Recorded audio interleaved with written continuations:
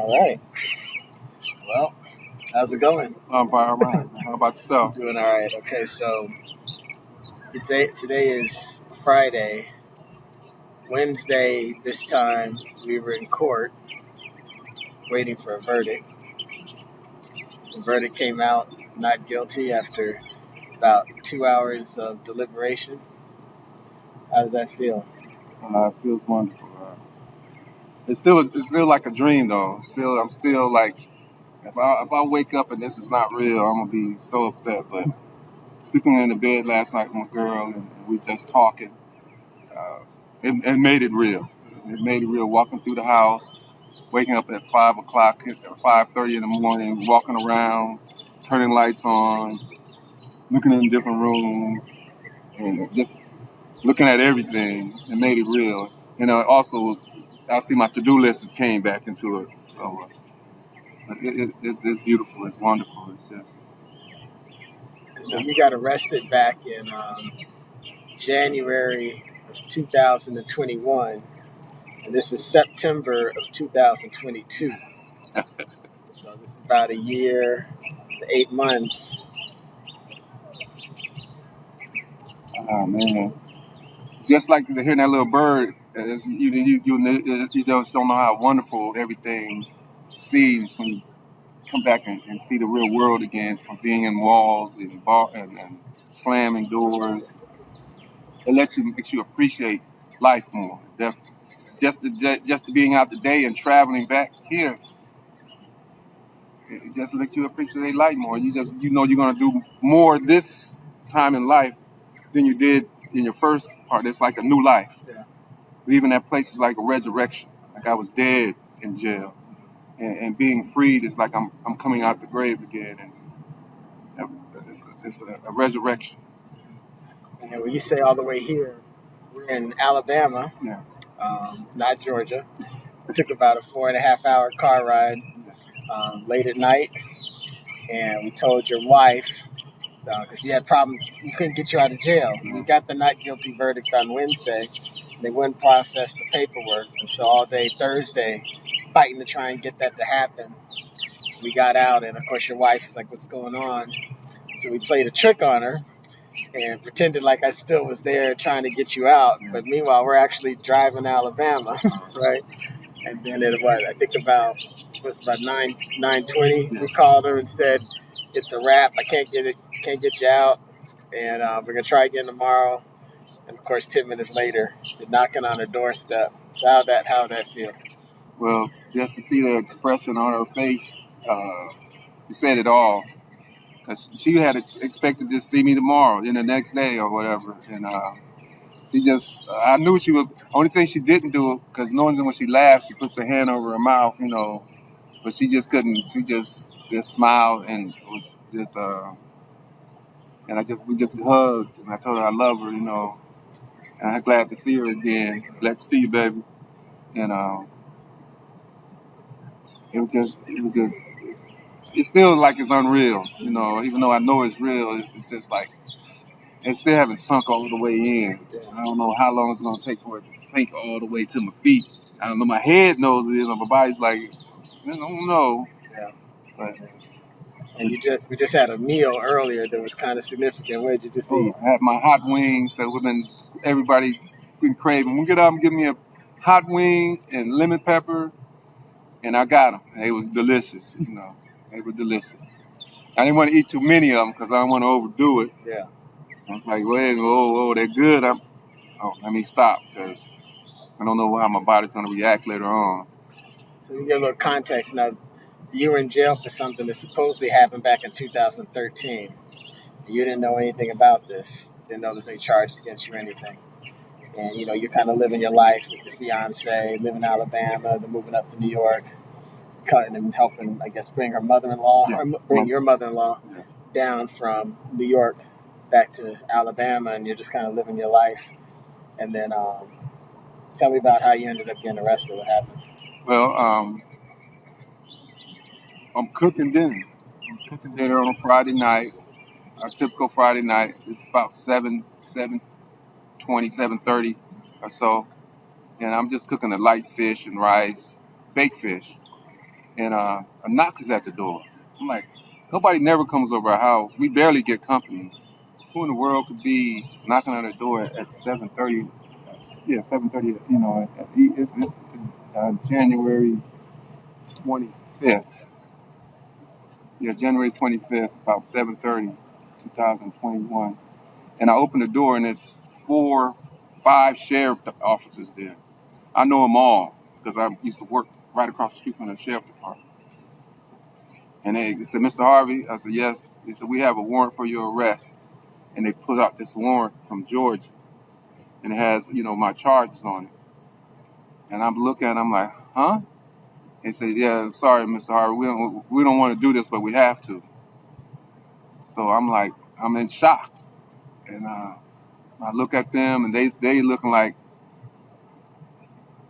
and so I tell them, "Come on in." And baby said, "Who is it?" And I said, "Baby, it's the police." She said, "Huh?" And I said, "Can I show her this?" And he said, "Yeah." And I show her the warrant, and at the time when I showed her, I just started crying, and I read the warrant out to her. And she said, "Babe," I said, I'm gonna have to go with them, and I'll be back. And I hug her and kiss her, and she started crying. And granddaughter standing right there. I go and, she don't know what's going on. She's only 3 years old, and so I go past my girl, and I grab her mother-in-law, and she hears, but she don't know who it is, and I just hug her, and I said, "I'll be back, Grandma." Mother-in-law, she said, "Huh? What's going on? What's going on?" And my girl, don't say nothing. So I just, when I come back to the officer, I put my shoes on and everything, and I asked them, can they put the cuffs on me outside the house and don't do it in front of in front of them. And I'm still crying and everything, and I walk out the door, and I haven't seen him till yesterday, almost 2 years, until yesterday. I hadn't seen him no more. They take me to Alabama. They do all their paperwork, take me to a jail in Alabama, and I stay there till February 28th, and that's when they ship me to Georgia, Clayton County jail. Okay. And come to tell me about, what your experience with dealing with the court once you got to Georgia. Well, once I got to Georgia, it was a backlog because of COVID-19. So they were already saying the court was like 250 cases behind because they were doing virtual. That's what the image was saying. I don't know what the true number was. And so they said everything was behind. And my case was just another case. So I go in there. The jail is ran. Well, it wasn't nothing like the jail had left from Alabama. It's bigger, a lot more guys, and it's ragged. Toilets don't work, overcrowded. You got to wear masks all the time. You wear masks all the time, and it was mostly they had started not letting us come out to eat in the day room, and you have to eat in your room because of COVID-19. They were just trying to keep us separated. But you can imagine eating in a small room with 3 people that you don't know, using the bathroom with 3 people you don't know, sleeping with 3 people you don't know. It was a total turnaround from leaving your house, and then all of a sudden you in this hellhole. The court system at the time we went to preliminary or whatever the first thing, and then first I went to a bond hearing. And they denied me bond because of my charges. They said I had to go to preliminary and whatever, and they would give me my bond there. But when I went there, the lawyer I had before you, we were gonna, I guess, whatever the preliminary, you can go ahead and have your preliminary right then, but you can waive your preliminary also. So we were gonna have it, and she made sure my case was the last case after everybody else on the docket. And then, so when I go to preliminary, they give me a $50,000 bond, and so they start calculating, was it 12%? You got to pay down at least 12%, so it's like $6,000, almost $7,000. And then I would have to also wear an ankle monitor, and I couldn't leave the state of Georgia. I said, that's not going to work because my life is in Alabama. What am I going to do here? And so it wasn't even a waste of time. It was a waste of money and effort trying to even do that. So I just said, I'm going to have to just rough this out until my court date. I didn't know there was going to be over a year, 2 years, almost 2 years before I was going to see a judge on my court. But I knew a fact that I was going to take it to trial. There was no never pleading out was never going in my mind. And when I got arrested, I just prayed to God. I just put God. I said, God, this is all in your hands. There's nothing I can do. There's not. They got the power. I have no power. I have no money to fight them with. I'm just gonna pray that you deliver me out of this trouble that I'm in. Deliver me out of all my problems. And that's what I relied on through the whole incident. I just prayed and worshiped and waited on God. Wait patiently on God and trust in Him, and He'll deliver you out of all your troubles with the scriptures that I read. And that's what I just held on to that all the way through. And so you said you were in jail for, over a year after preliminary hearing. So what were you kind of doing, day to day, waking up, going to sleep in the jail? Kind of what did you do how'd you spend your time? First you have to get it adjusted. First thing I always do is sit back and see what everybody else is doing. I stay to myself. There's a lot of kids in there. It basically was kids in their 20s that are in gang, and the elderly is mostly drug heads, drug users, are getting caught up like that with their charges. And then you have a lot of mental health people in there that you don't know, but they eventually these people are not on, the elevator doesn't go all the way. So then you just got to, basically I stayed to myself. I knew I had to just feel my way and see who I'm going to deal with, because you're a human being, so you're not just going to be doing this by yourself. Basically, aren't my roommates. I was blessed to have another roommate. My roommate was a Christian man, so we could talk, read the Bible together, and study together. He didn't hardly ever leave the room because he said it was just a bunch of mess out there. You said a bunch of mess out there. What do you mean? Well, I used to call when you go in your, you're in a pod, and it's 19 cells in this pod. They got 18 cells, 9 downstairs and 9 upstairs. And how the jail was set up, they put the different gangs on different floors. They have the Crips on the bottom floor, and they put the Bloods on the top floor. So therefore, they wouldn't put them in the room together. And so when they let you out, they would let a tier out at a time. The bottom tier would go out first for an hour. Use the hour to shower and use the phone, because it's during the COVID-19 when you get an hour. And then you go back in, and then they'll let the up top tier out. Second, they get them an hour to shower and use the phone. And then it's 22 hours lockdown. Otherwise, you're in the room. They bring the trays. They bring your food to you.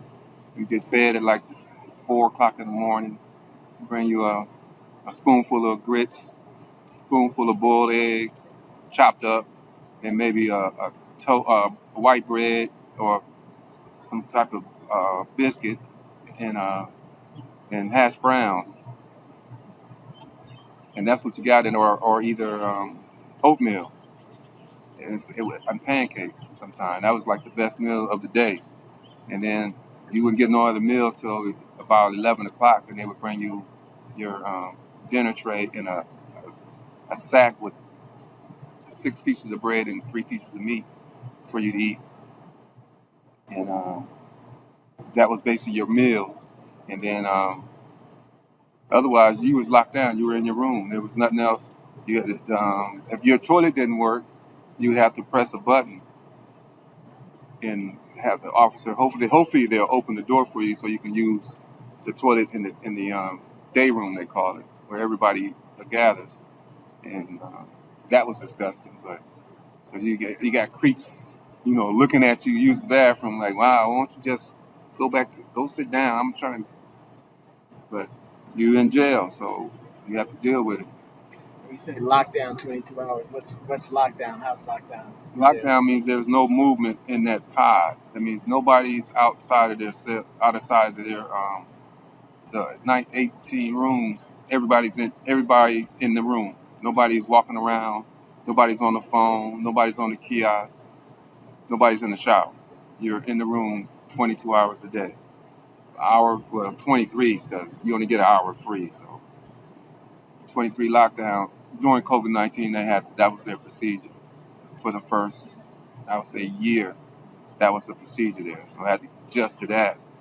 And everybody had books. If somebody had a book that they had ordered from their loved ones, sent them a book, and they would just share the book, pass it on to the next person when they got through reading, and that's how you would get stuff to read in there. And it was very limited on that because one thing about Clayton County that the sheriff told one of the inmates from California, because he was bringing all these books, history books, business books, because he was a college graduate. So he was just trying to keep his mind sharp. He was in finance. So he's bringing all these finances books, and he loved history too. So he's bringing all these Black history books.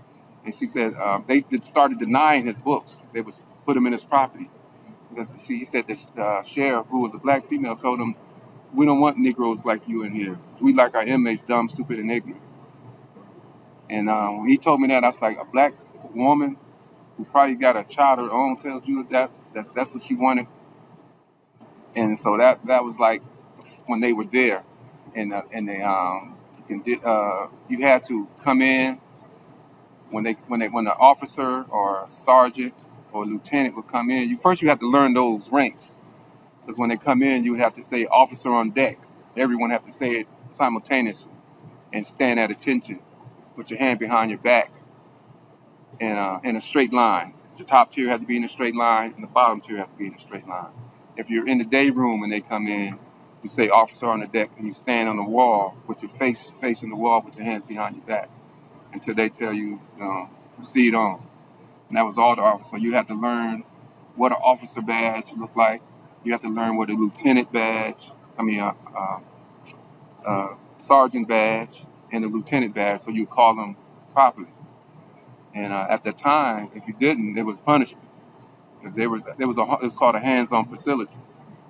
So if you did any disobeying, they would allow to put their hands on you. And you and I put your hands on them. It was like the overwhelming force. They would come in with these, what they would call goon squad, but it was called a surge team. Guys with guns. It was basically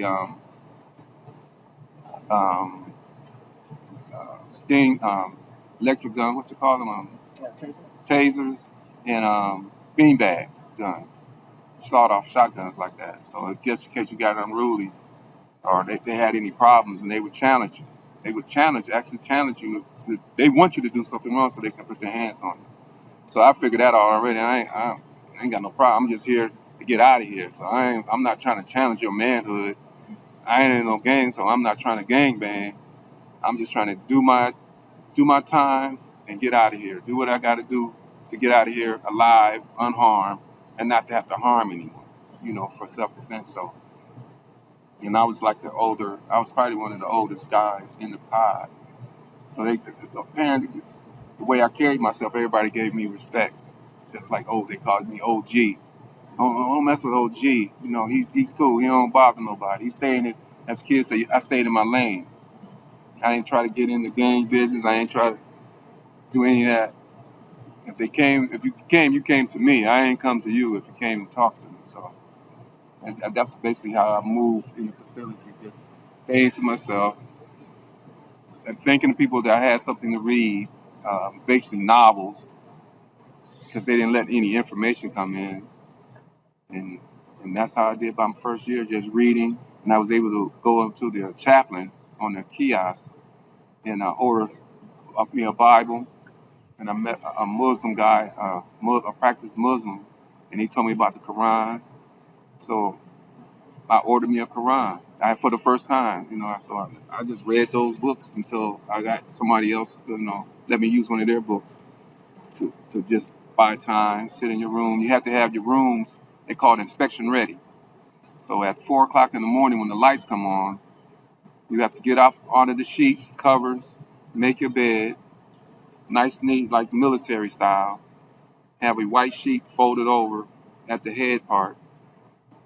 And when they come to your room for count, you have to say, officer on deck, stand up, put your hand behind your wall, and face the wall while they call out your name and see if you was room inspection. If you was not room inspection ready, you did not get free time. That means they take that hour away from you. So everybody wants to be inspection ready. But you have young kids, they're bucking the system. And so if you bucking the system, they won't let you out. The young kids have found a way how to pop out the room. It's called popping out. Pop out the room anyway. And if you get popped out, then that means you could go into the hole. If they catch you out and you're not supposed to be out, they have this thing called the hole where you go into a pod where there's no TV, no showers, no phone time, and no kiosk time. And you can't order store. So it's just basically you do there 20 days, 15 days, whatever the offers, seems fit for for punishment. I never got into that. Nah, I'm not going to the hole. Because most of the gang members wanted to go to the hole.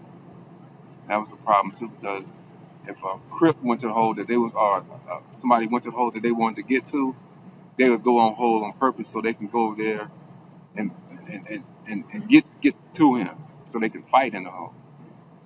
So they had a lot of that, a lot of gang time, gang activities, fighting. For the first time in my life, I'm seeing it. You see it in the movies, but it's a whole different story to be firsthand. You talked about sheets and beds and things of that nature and showers. Kind of tell me about how hygiene was in the jail. We're still in the midst of COVID-19, so it was mandatory that you wear your mask if you go out in the day room for that 1 hour. And that's the only strict thing that they were about, wearing the mask, because it was on camera. Everything else, it was no 6 foot apart. They were not wiping down the kiosks after everybody's touched it. There was no hand sanitizer. There was no wiping the phone off with sanitizer after someone else talked on it. There was no cleaning, mopping the floors or cleaning the showers every day.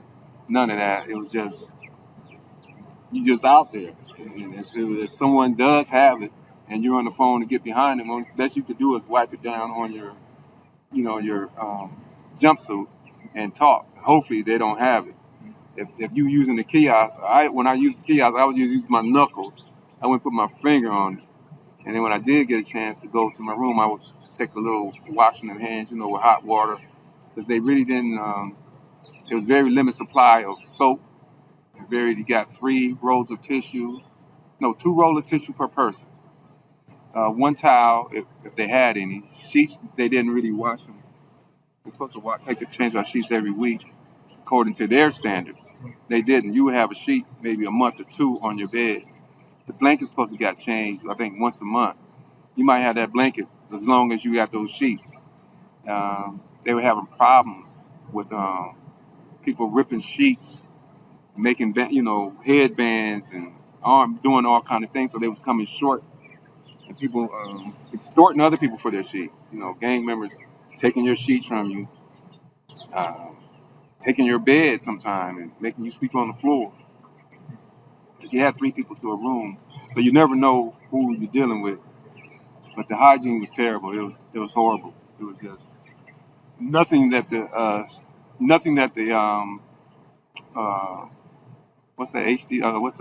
health, nothing that the standards for COVID that they had set was going on in that jail, even to their own standard. They were not.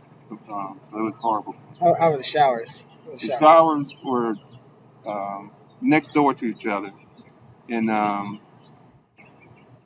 one inmate told me that in Fulton County, that they would use the shower and they would have another guy come behind them and spray it with bleach, and then they would give you a new uniform because you took a shower, and the next person would take a shower.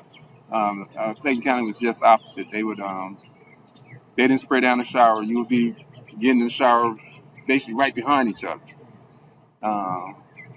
And the next shower over there, it might have worked, but it might just be cold water. So everybody's in one shower. You got, If it was just 2 men to a room, at that number, it was like 48 men in that using one shower. But they had 3 to a room, so it was overcrowded. How many beds are in each room? 2 beds. Okay. One person sleeps on the floor, and they didn't have the standard. You're supposed to have this thing they called a boat. It was against the law. It's actually against the law for them to have a person directly on the floor. They're supposed to have this thing they called a boat that they sleep in 6 inches above the floor. And you had toilets leaking.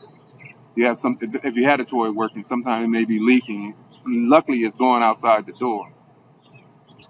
And your sink might not even work. You might not have any water at all, hot or cold. So therefore, you have to wait till you get out to the day room and use somebody else's sink to get some water. You're not putting your cup in that toilet to get that's on water. That's supposed to be what. So the rooms, everything, the jail to be built in 2000 was horrible condition. So you're in jail. You're reading. You're kind of maintaining. You're observing. Not staying in your lane, so to speak. You've had your preliminary hearing. How long was it before you saw anyone outside of the jail? Well, like I said, the first lawyer, when I talked to her about my case and told her what my case was, she knew what my case was about, and I told her my story. I could tell she really wasn't interested in being my lawyer just by her reaction. And she's a female, so I was like, I didn't know how to take it because I ain't never been in the situation. And so she told me, okay, we're going to set a bond hearing. And that's all she told me. She would try to get me a bond. She asked me, could I bond out? And I said, I probably can, but I can't leave the state of Georgia. And I got to wear an income monitor. I don't know anyone here in Georgia because I didn't know my cousin. I didn't know where she stayed. And I didn't have any, at that point, I didn't have any time on my phone. So I had no way of contacting anybody. So I've just been out there like homeless, basically, if they would have let me go, even if I paid. And I did not know that if you pay this bond, you don't get your money back when you go to court. If you pay the 15 or 10%, 10% or 12%, whatever. I thought maybe when I go to court, show up for court, I'll get it back. They said, no, you're paying the bonds company, and they're holding the other 50. You paying $6,000, they're holding the other $54,000. They're paying your bond, and they get the money back. You don't get your money back. It's like I was like, nah, I'm not giving away no free money. I'll just sit here and wait. And so that's what I was doing, just waiting. And then how long do you think you're gonna have to wait? I had no idea. I really had no idea. You have they call share house lawyers. The people that have been in the system for so long, they kind of know how it works. And that's where I was getting all my information from the jailhouse lawyers. Oh, yeah, Mr. Harvey, you should do this. You should do this. You should. You can file. If you don't have a lawyer, you can file your own motions. You can file a motion to be for COVID-19 to be released because of COVID-19, and file this motion of they were all kind of, and so I was like, okay, I'm just listening. I'm not going through all that. I just prayed and wait, and basically just kept my prayers up, kept my faith up, to know everything's going to work, and hopefully, with my hope in God, it was going to work out in my favor. And one day I had a lawyer visit. I had no idea, because you never know when you have a lawyer visit. And it's just a lawyer. They say, Mr. Harvey, you got a lawyer visit. Go upstairs. So I go upstairs. There's not the lawyer that I had before. It's you. And me and you talk. And I tell you my case. And you said, well, I'm looking at your case, and basically you're in no man's land. You don't have any motion going with your case. You're just sitting here. And then you said you were going to file the motion. The first motion I think you told me you were going to file was a motion for a bond hearing. You asked me could I make the bond. And I told you I couldn't. I wasn't even trying. I said I couldn't. But you said that you would just do the motion anyway so you can see what the prosecution information they may have. You know, they're going to reveal some information and what their information, what you can gather on the information. So that's what we did. And then when did things kind of start moving on your case? You took over. When you did the bond hearing, of course, she denied lowering the bond, and went back to my cell. I think you had the next day, you called me again, and you told me we're going to do a speedy trial. You want to do a speedy, as you called it. I just learned that. A speedy trial. And I said, yeah, that'll work. And he said, you're going to try to get me up in as fast as you can. You're not guaranteeing me anything, but you're going to put it in, and we'll see how, you know. And you also said, you gave me your number. You said, don't call you. You know, don't call, don't email me, because I got 900 clients. I mean, can you imagine how getting 900 emails or 900 texts a day is? So I respected that. I said, yeah, that's a lot of texts. So I never texted. I might have texted one time. I think I might have texted one time, but it was the next year. Oh, you know, I'm still been there a year, and they're like, you never heard from your lawyer? And I said, no. He told me also to wait, because you're going to deal with me when my case come up. You deal with the case as they come up. That's when you deal with the client. So I understand that. I was like, well, I just wait my time. So in the meantime, I started made more friends, and started getting more books, and had more material to read. And I started reading. At the time, the sergeant, the female sergeant who had made that statement about they didn't want any inmates with books which may give them intelligence, went under charge herself, got arrested. And so when she went down, probably a month later, the sheriff went down. Was under investigation by the feds. So once that happened, I've been in there about a year now. The jail started changing. The rules started changing. They came in and told us, okay, this is no longer a hands-on facility, but we can. If you put your hands on us, we're allowed to put our hands. But just by you saying things and not obeying our commands, that's not a reason for us to put hands on you. And you don't have to say officer on deck, lieutenant. I mean, you do still have to respect the lieutenant when he comes in. But sergeants and officers, you don't have to, you know, yell out there on deck. It's not a military facility anymore. So they eased off on that when the captain and the chief, when the sheriff went down. There was a big change. It basically is like the head of the snake is cut off, but the body is still alive. But you can start seeing a disorganization.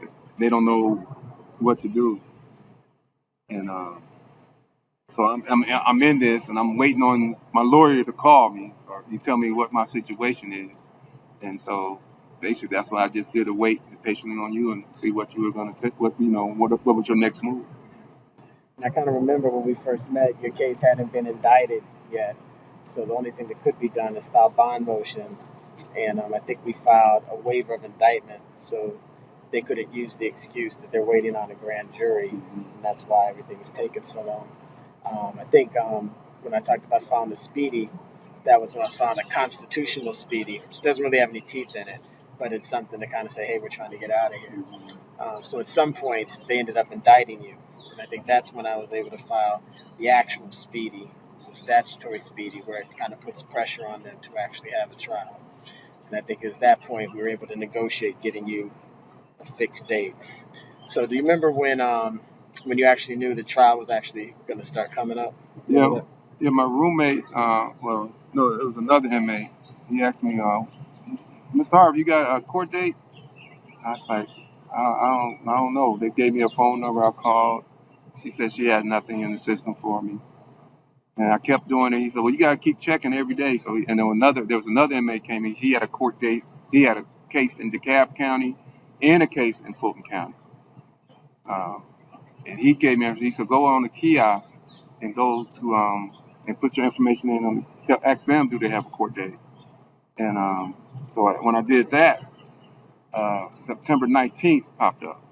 So it was like maybe 5 or 6 months away. So I knew at that point I had And I didn't know what it was. I knew it was a court date. And so I think I emailed you. Yeah, I emailed you and I told you I had a court date for September 19th. And do you know what it's about? And then you emailed me as a trial date. I was like, oh, it's a trial date. So I told my roommate, I'm going to trial. I'm going to trial. That's how I found out. First person I called. That was the one email that I sent you. I said, don't email, but I got to email them because I want to know something about what this court date is about. Yeah, yeah. And so when did do you remember when I started kind of getting ready for trial? How was kind of describe how that went? Well, you came in. We had because I didn't know. I don't think I went to the kiosk that day because normally if you do it was a virtual visit.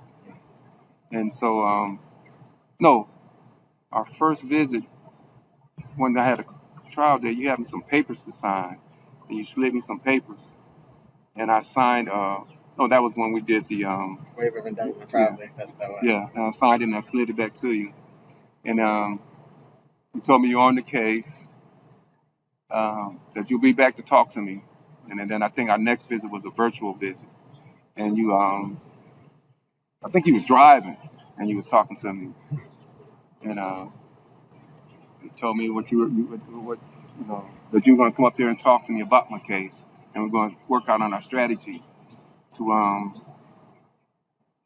think about how we're going to fight this case, what angle you was going to take, and so when we did do a virtual, I think we had to did another face-to-face visit, and you asked me a bunch of questions. Let me try to think now. We went over the case. You asked me to tell you. I basically went over the whole thing, where I come from, what was going on when I left Georgia. Left Georgia after the was accused. How did I get arrested? And I told you the whole story, and you taking notes.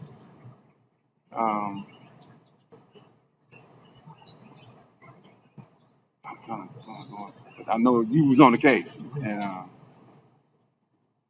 trying to think what else you had said. Something else. You remember about kind of preparing for your testimony? You prepared for this testimony. You told me the truth. You had this thing called true points. True points. Yeah, my truths. So you start asking me questions about each thing. And he said, "What's about the incident about being accused? Why wouldn't you do this?" And I had to you say it in your own words. So you didn't give me words. So I spoke my truths out how I would say my truths. And you said, "Give me some legs behind it. You need more than just one reason why you wouldn't do this crime." So I gave it, and then he said that the next thing the DA is going to ask you is this question. Now, why wouldn't this be true? Is this true? And I would answer, no, this is not true. And then I would give you some more reason that it's not true from my own words. And then you actually, this is the next major points that the DA, because you had already broke out what was the DA's questions going to be. I don't know how you do it, but you had broke out. You can tell me how you did, but you had broke out what the DA's questions was going to be. And you asked me the answer that from myself, because if I'm answering this question, what would your answer be? And then once I got all these, we did that point. He said, now these are the truths. Study these truths. So when I question you, or the DA question you, you go to these points. You go to this will tell you, so you won't be all over the place and looking crazy and don't know what answer. And I studied them. I just read my truths every day. I put it part of my ritual. I got up in the morning, I prayed, I read my scriptures, then I read my truths. I go to lunch, come back, because they was letting us out now. COVID's gonna die down. Everybody's not really wearing masks anymore, so we in the day room. I go eat my food, come back, pray, read me some scriptures, read my truths until I felt comfortable with them. And then I try to even not look at them no more and think of the question and try to maybe not even in sequence, just say that the truths over, and then go to the next question and try to think of, wait a minute, I missed the truth. Let me get that, just to keep it, internalize it, not just just reading it off the paper. I wanted to internalize it, so it becomes part of what I'm answering. No matter who asks the question, I'm gonna do the same answer. And these truths, were these things that were made up at all? No, they came from me. That's one thing you said. You didn't. He said, "Tell me exactly part of the. It's truth. So this is the answer that you would give because it's true. It's not made up. If somebody asks you another question, that same answer is going to be. It might be in a different form, but it's still going to be the truth. I can't verify. If I change that, then I'm lying, and that's not part of my truth. So it kind of kept me focused.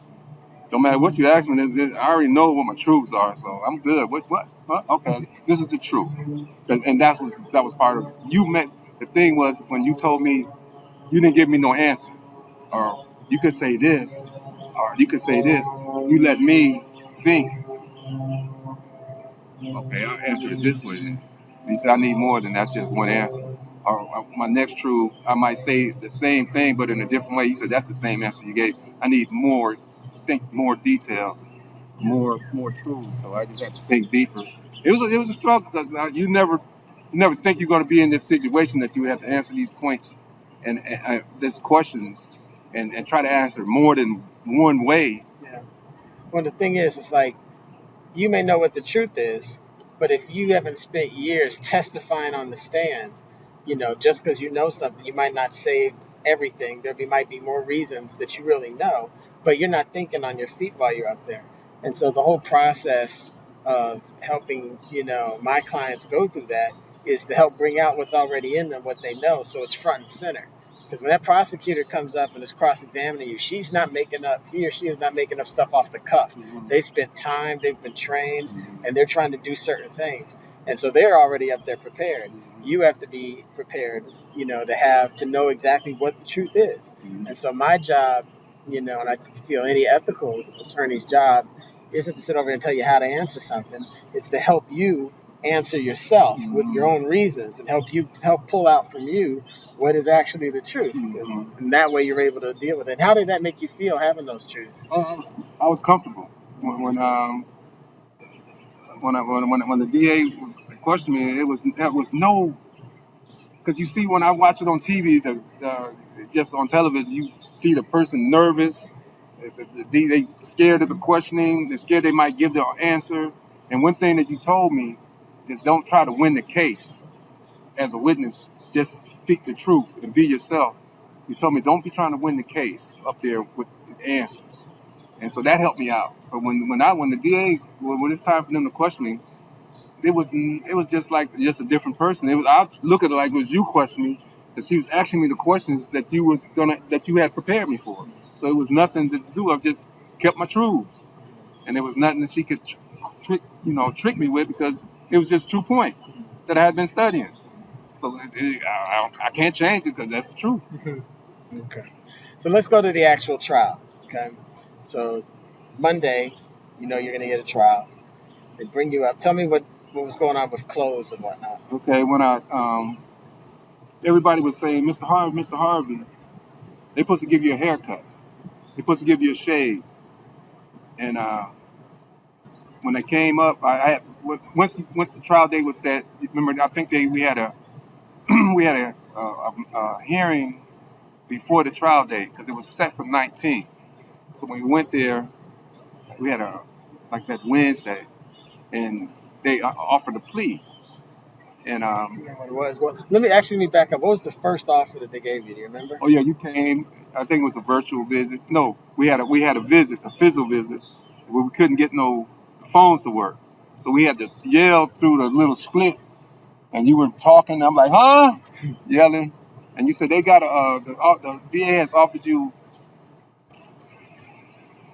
15 do 10. And you said, I just need to know if you want to take it or not. I said, no. That was not had no reason ever when I came here I was going to go to trial. I had already determined that when they arrested me from my home that this is going to trial. I'm going to have to fight this. And I said no. So the second time when I out the blue, I'm laying down. They said, Harvey, you got a court. I'm like, I got a court. It's 19th. It's like the 10th. No, maybe the 8th. And so I get up, I go on downstairs. They take us in a room, separating us, and everybody's in the room together. They say, what judge you got? Malone, Malone, Malone. So everybody in there had Malone.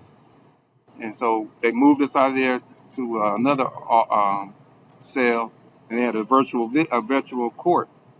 So everybody goes. I'm still waiting. Malone is sending everybody home.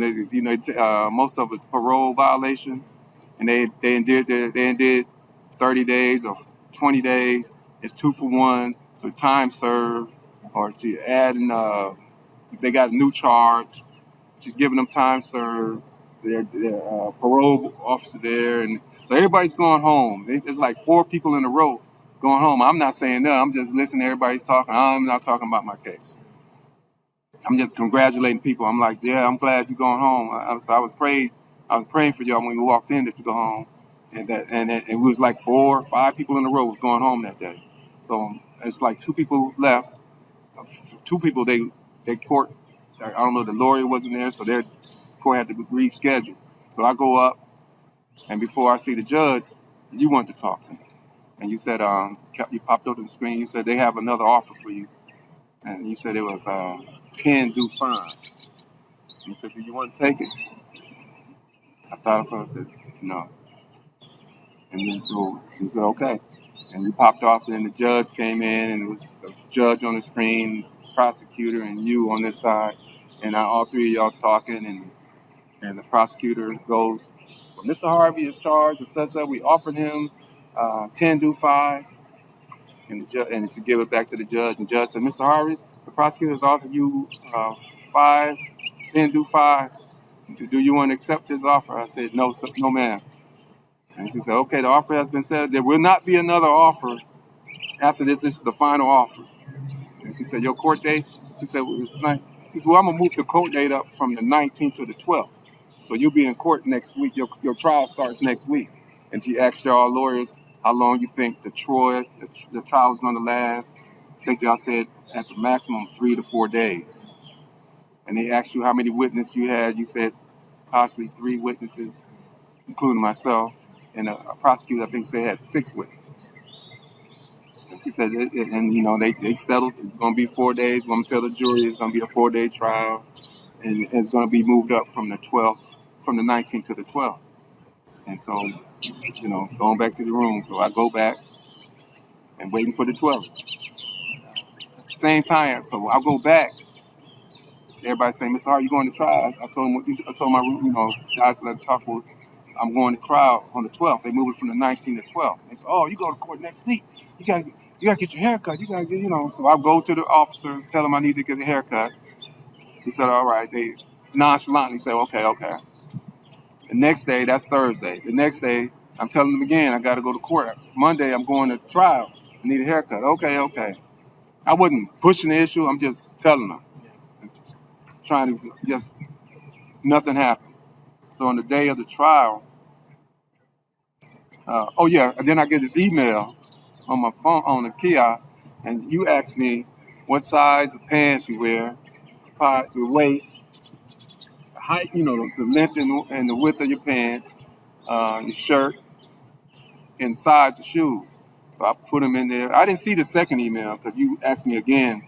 Yeah. Was the length or the width was 46. Yeah. So it was too late because it was when I did see it. We had already had the first date of the trial. So when I go down there Monday, I don't even think about the hair because it's over with. I go down. I'm running late. They come down and pick me up at 8:30. The court starts at 9. So I'm in it's a whole bunch of people Monday. Yeah. So I'm in the line. I'm looking at the time. I'm thinking when I'm going to. I know I'm supposed to change clothes because you asked me about the clothes. I'm still in my orange jumpsuit. So I go. They put us in the hold. They say, where's Mr. Harvey? Mr. Harvey. I guess the court must have called. And they need Mr. Harvey in courtroom 4 on the 4th floor. He needs to get in. So they pull me out, put me in chains. I walk up, take me up the elevator in my orange. I get up there in the orange. She said, he's not dressed out. He said, you wanted him. We didn't know. He said, you can't bring him up here. He's not dressed out. Y'all got to dress him out. So then I went back. They took me back downstairs. She went in there to the officer, bailiff. Bailiff goes back in the courtroom, tell him that I'm not dressed out. Do they want me to come in without being dressed out? She said the judge says no. But she come back and says the judge says no. And I leave and I get dressed out. They take me back. So I go in they take me in. I go in the dressed out room. It's the same room that you use to leave. So they got my clothes. They give me a big bag of clothes. I don't know what's in it. It's a big bag. I'm pulling it through. I open it up. And I'm looking at a suit. Nice. I like pinstripes. Nice. I ain't even thinking about my facial, my not ungroomed, my hair. And so I grab the pants, I put them on. I'm looking for a white shirt, a button down. I see the tie. So where's the shirt? And I'm looking at one is an orange shirt. I said, no, that's not gonna work. Then I see this polo shirt is matching colors. So I said, it's cool. I put it on. And I know how to tie a tie, but I used to use YouTube to tie the tie. So I was like, dog. I put the tie on the polo shirt. I put my jacket on, but the tie's not tied up. I go out, ask the officer, can you tie this tie for me? He said, you don't know how to tie a tie? I said, no. So he grabs the tie. He said, you gotta hurry up. He said, how old are you? I said, 55. He said, you're a 55-year-old man, and you don't know how to tie up a tie. So, That reminds me, so I want to back up before we got the trial. Tell me about kind of what was going on between us before trial, and just kind of how the week before trial was for you. The week before, you talking about when we did our truths, right? You Yeah, came back. truths and stuff. Yeah, you came back and you had a strategy. You said, well, we're gonna attack this. She said, okay. You said you told me your strategy. And I said, okay, that's how we're going to attack it. And you said, have you been studying your truths? I said, yeah, I've been studying my truths. That's going to be the key for you. Told me that's going to be the key for me on the witness stands. When I get up there, remember my truths. And you told me about don't get up there trying to win the case. Just stick to the points. He said you told me a lot of guys mess up because they try to win the case themselves on the witness stand.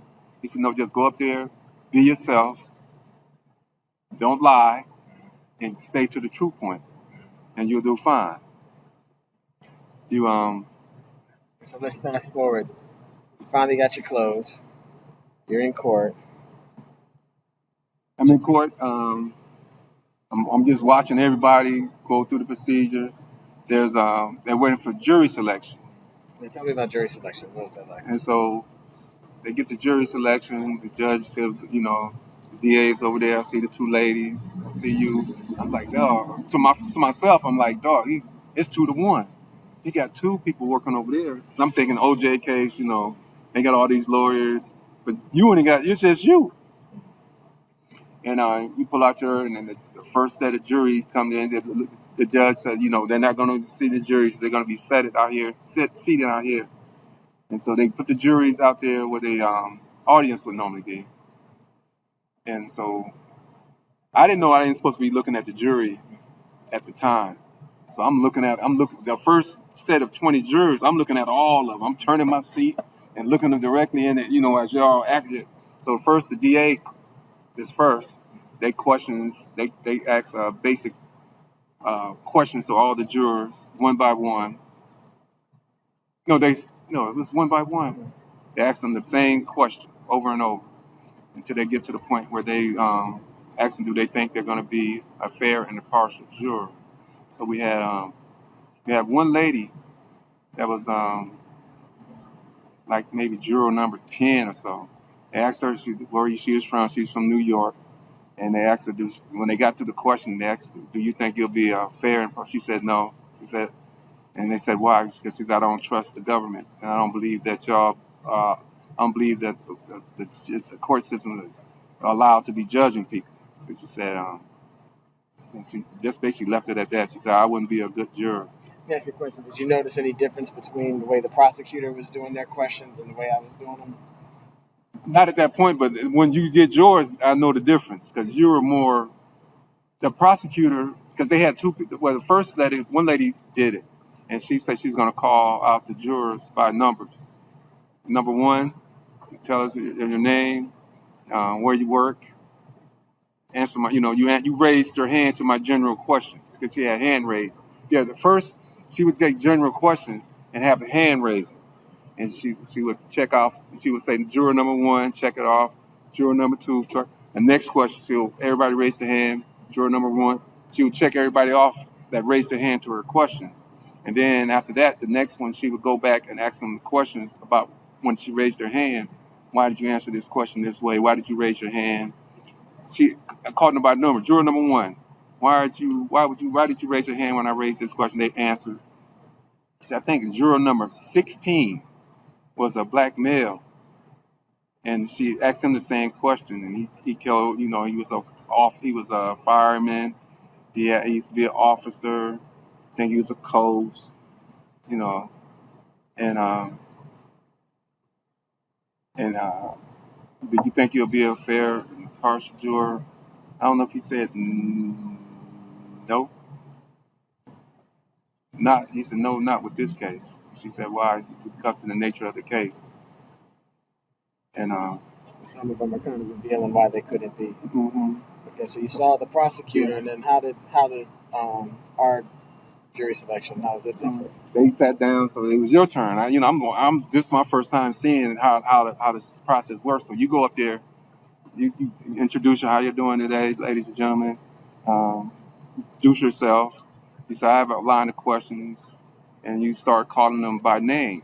You said, "Juror number one, your name is," because you was when the DA was doing it. I'm watching you.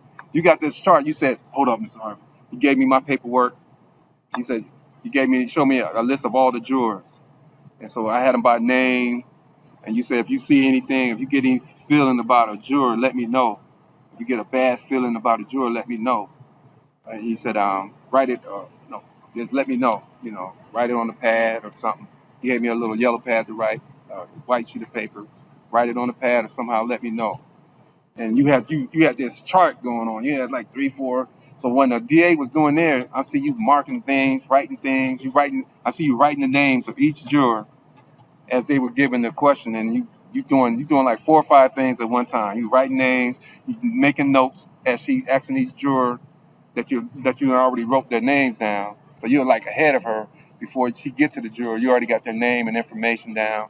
You got this chart going. So you said, I got a system here. You told me I got a system here, so don't worry about it. I got this. So you writing the name down. So when it came to your turn, you had all the information that the DA had. You had it already broken down. So now you got your questioning. So you introduce yourself, and then you introduced them by name, and they introduced them by number. They called them out by number. You said juror, and you called her name. How you doing? You had your questions. DNA. Your questions DNA. Everybody had the first.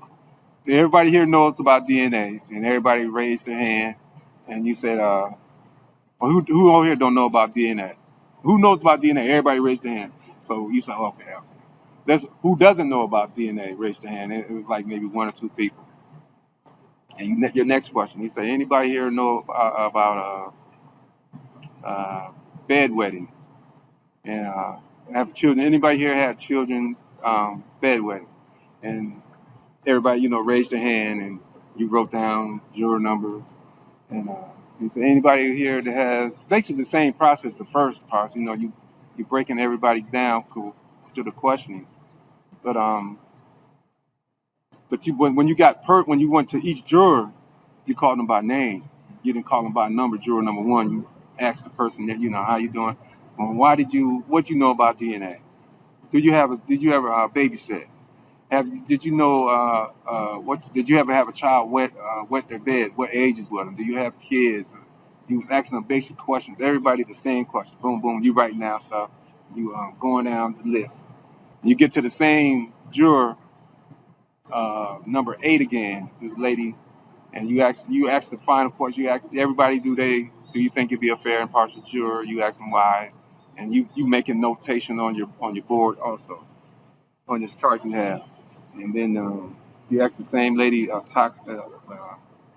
from New York, and she's like, I'm not going to be a fair juror because I don't care what the prosecution, the man could be guilty. I'm going to say he's innocent. So if you put me on there, he's innocent. I don't care if he's guilty and all the evidence you give me, he's going to be guilty. He's going to be not guilty if it comes to me. She got kicked off. So let me ask you, what was, jury selection finishes, opening statement goes, and the prosecutor goes up, gives opening statement. How'd you feel hearing that? Well, you see it on TV. It's a whole different story when you're involved and they're talking about you.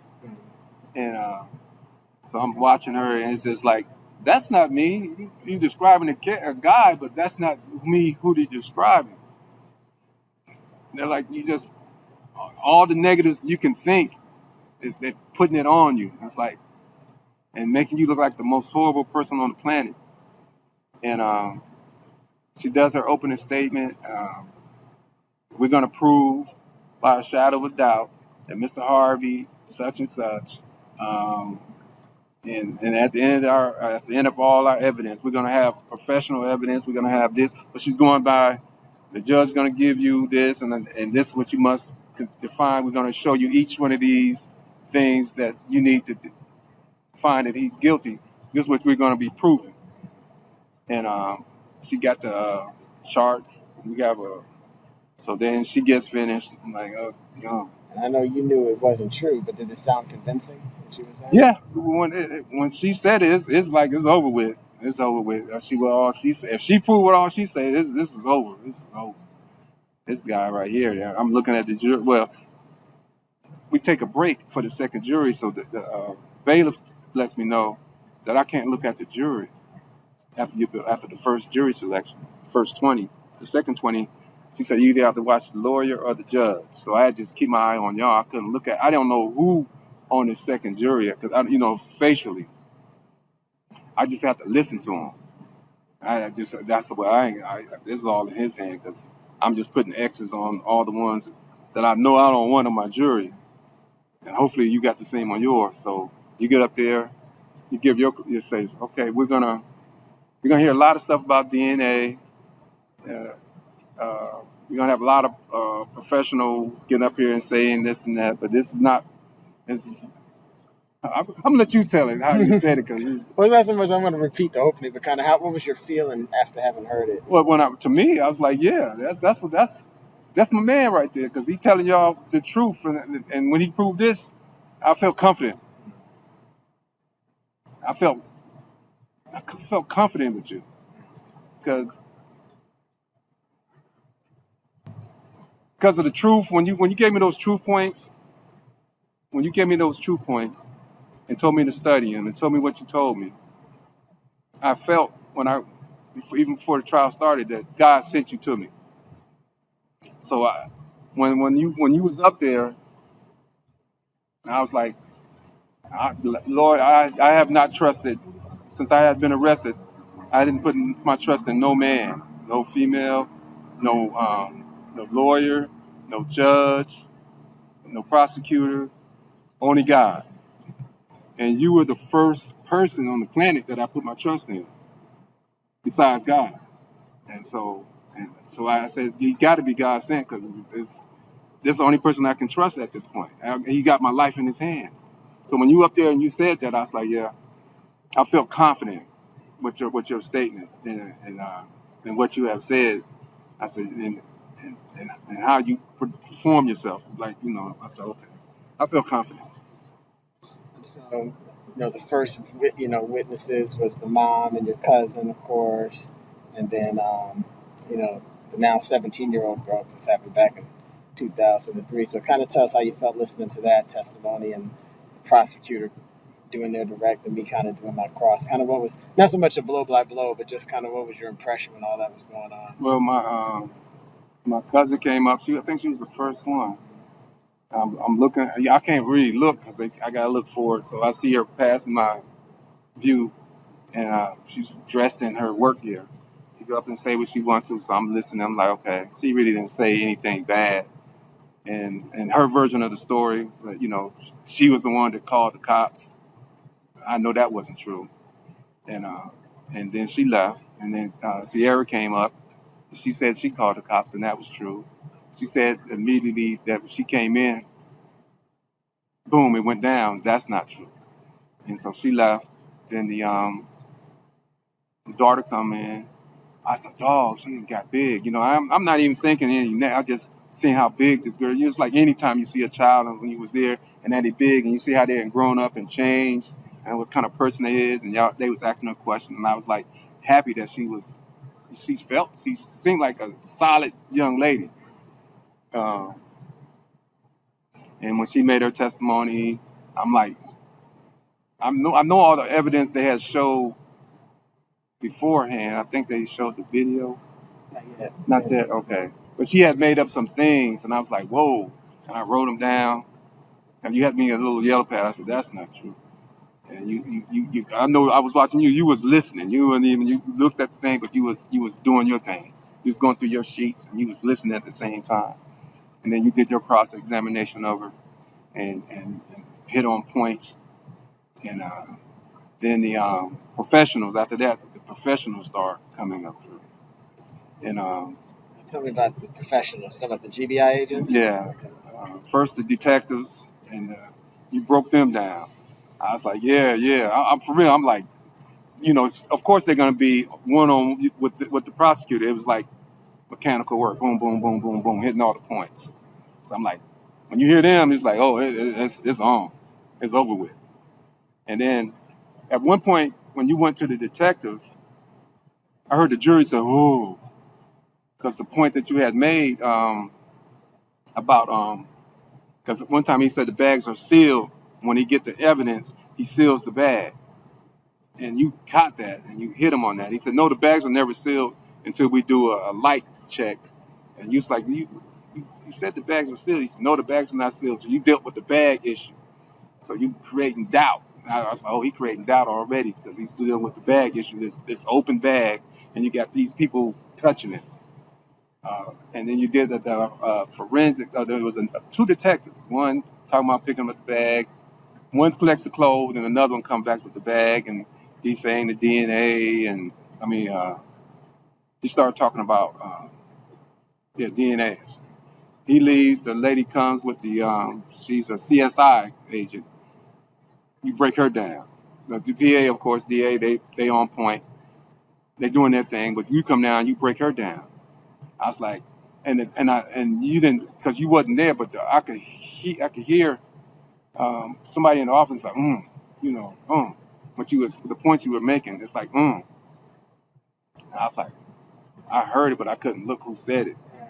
And so when it got to the last witness, and you bring out this, one thing that was amazing too, you had this big chart, you walk up there.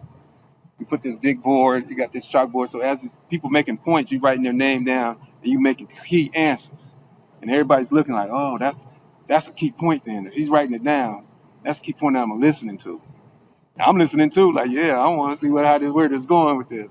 He's writing it down. Every witness, you slip the page. Next witness, you check the board out. This is everybody's watching this. The court stops. They watch you with this board. Set it all up. At one time, the judge told you to bring it up so you can stay by the mic. So now you write down so the jury can see. At one time, you was at the back. Now the jury see what you're writing down. And they're putting these points in their heads that you're writing down, key things that they're saying. And I noticed they're doing it because I'm doing it too.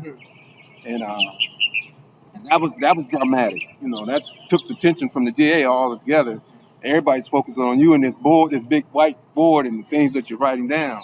And when then the DNA lady comes up there, and you got this chart already, boxes, X and Y, you got all these numbers. Nobody knows nothing about this, and y'all start talking.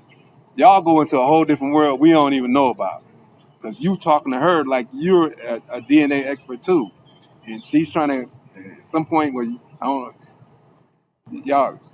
calling off the numbers, you circling them down, and then you go and you get another pen and you go into another circle, you asking her a question, you bring it up to her. Is this correct? Yes. You bring it back. This is dramatic. Everybody's looking and, oh, okay, this dude, they on point. The DA had nothing on you on the experts because you was asking her questions, and she started fumbling. Well, I need to get my notes on that. Well, I got your notes here, and this is what you said, and I don't think I said that. And then you said you didn't. You said, okay, maybe I might be wrong. And then, no, I'm right. And she's answering the question. You said, no, I'm right. You read the question. You break her answer. You said, oh, no, I'm right. You did say this. You did say this. And she said, well, because it was something about everything is clear truth, or what was it? Something like that. And you said, well, this is not clear truth because this is not a clear answer or something. But you made her look like an idiot almost with this chart. So the chart, everybody's concentrating on this chart. And the chart moves back.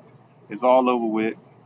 I think we'll go to break. And then it's the second day.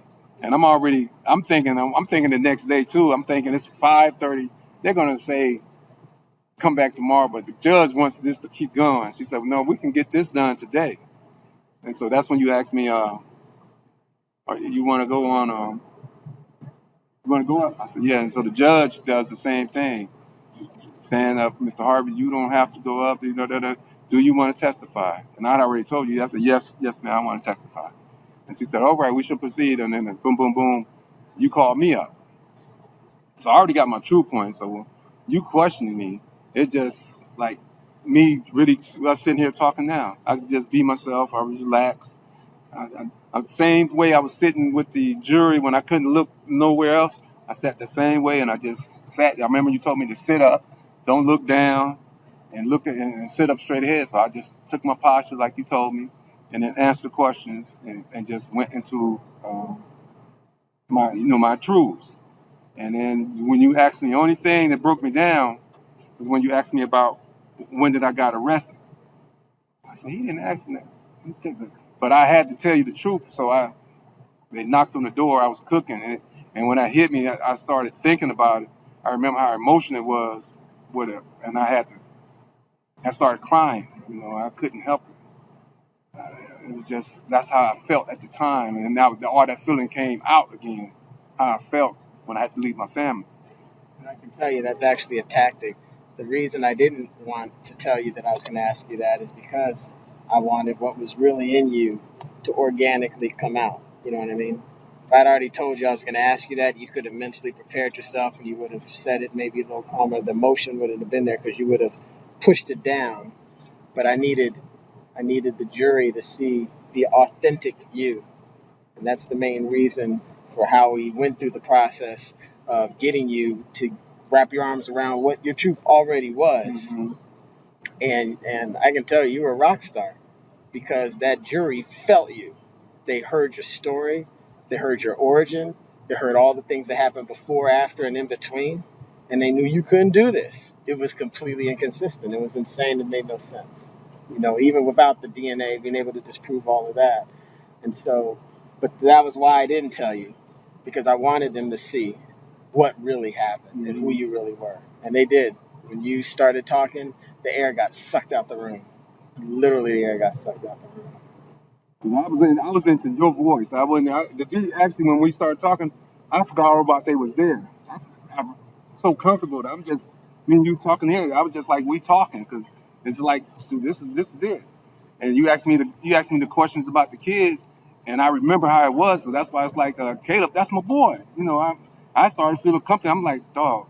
I was thinking, should I be saying that's my boy in the courtroom? I should say he's a nice young man. But in general, I'd be saying that's my boy. I'm punching in the chest, we wrestling and all that. And so you made me more comfortable by hearing your voice. I was comfortable to be myself. And that question right there broke me down. I had to stop. I really had to force myself to stop crying and answer this question. And I didn't know how they felt, but I know how I felt. And it was like it's real all over again. I'm living this. Even when I went back to the cell, I still was feeling that. I kept thinking about when you asked me that question. I started crying again in my cell. Everybody was like, Mr. Harvey, Mr. Harvey. I said, yeah, it was a jury. It was I just went back after all it was said. I went back and I started crying again just because of that question you asked me. And even like the next day, every time you asked me that, thinking about it until I was free, and I thought about that question, I still got choked up. I mean, I'm blowing my nose. I'm trying not to let my roommate know up there that I'm crying again. Like, all right, dog, I got to get it together. Because that questionnaire messed me up, man. It really messed me up. So after you finished testifying with me, tell me about how it was like when the prosecutor came up and started cross-examining you. Okay. I was already prepared for her. I mean, to me, once we got through talking, it's just like she was another person talking to me. Even her questions, I'm not really worried about your questions because I already told my story. So the only thing you can do is just ask me more, and I'm gonna give you the same thing that I gave him. I'm just be honest, hit my truths, and talk to you like I would just talk to a regular person. Because at this point, when y'all two talk to me, there is no more jury. I'm just concentrating on y'all question. It's just me and her talking. I forget about the judge. I'm concentrating on her questions and whatever, what the truth, my true points, and whatever. You said you already told me don't add more, just answer the question. So she gave me a lot of yes, no answers, and then she tried to trick me up with she tried to like force me to be alone with this girl, and I was trying to tell her that it was never about me being about her. It was about the kids. I was taking the Chuck E. Cheese was generally for me, really just to take the kids, to make them tired, for them to give the parents a break, first of all, because I know how my ex-wife was. They all needed a break from the kids, so it was just a 2-hour break, but you ain't got to worry about where they at, none of that. And they running around Chuck E. Cheese or they running around McDonald's. I know they're going to be tired. Every time they got in the car, everybody was asleep by the time I got home, and it was only a 10, 20-minute drive. They asleep, they go to the rooms, kids go up, they go to bed, and we playing cards.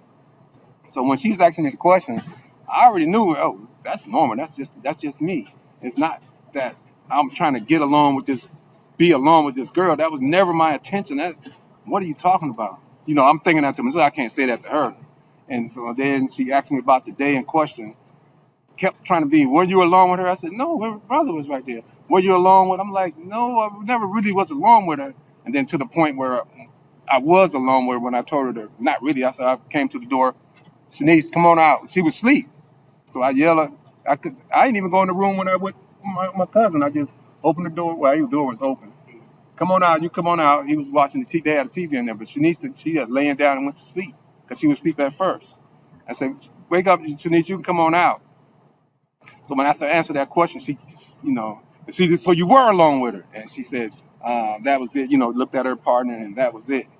I'm like, oh, did I? Oh, and she had another point. Why did you never say? I kept saying that was crazy because I told her that was how I talked. When she told me the answer, I was like, told me what she was gonna say. I'm like, that's crazy. Why would you say that? Why would you say that? That doesn't make any. That's throwing me because as a human being, you never think a child's gonna say that. So you really don't. What in the world? Yeah. I know how to take it. What I was supposed to say, but then when she kept saying, but you never said you didn't do it, and I was like, I said I'm crazy, but I said, wait a minute, she right. And so I had to give her a point. I said, well, you're right. I should have said that, but I didn't say. But I said, to me, saying you crazy is just like saying I didn't do it. She said, but you didn't say I'll do it, and she left that point alone, and then tried to prove the point. But I was alone with her when I told her to come out the room, and she stopped right there. So that was the end of Tuesday. So Wednesday we come back. We have closing arguments. So tell me about how that was for you. So closing arguments, the DA comes, we come in, the jury comes in, we stand up, boom, boom, boom, the back regular procedure. The judge asks, you ready for your closing argument? Does her thing and tell the jury, hit the rules. No, she didn't give the rules yet. She just closing arguments. So the DA gets up. I'm watching her put this CD in, and she's clicking, and she's got this pinpoint thing, and she's putting up the screens, and she's doing her thing, and checking out her list, her power list, her everything that she improved. And at the end of this, you must put guilty on the sign. I'm like, why are you leaving that up there? To me, I don't want her. I wanted to take it down, but she leaves it up there the whole time. She's talking. You must find him guilty. After she did her PowerPoints, and The judge is going to tell you this, and this is what we're going to prove, and the judge is going to tell you this. So I'm like, okay. And then she was good. I said, well, she did that. If I'm watching a movie, she did that. And then you get up there, how y'all doing this morning? And you're totally different because you telling jokes.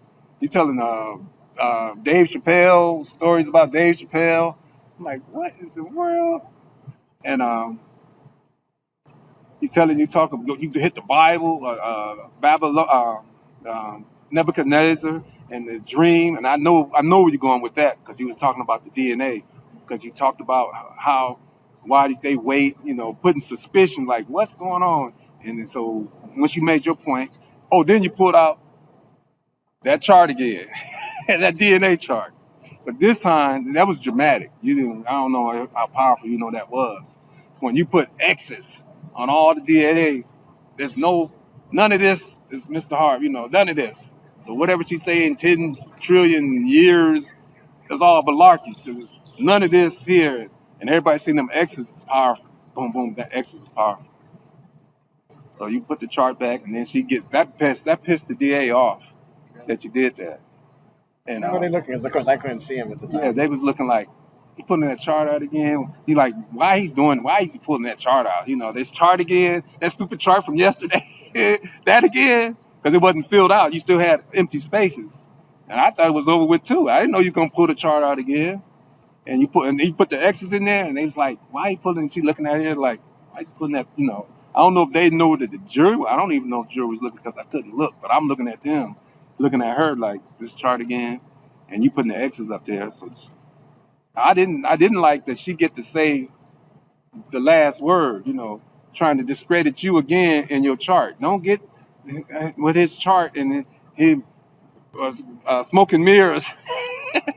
His smoking mirrors. Don't get confused. He's trying to muddy up the water.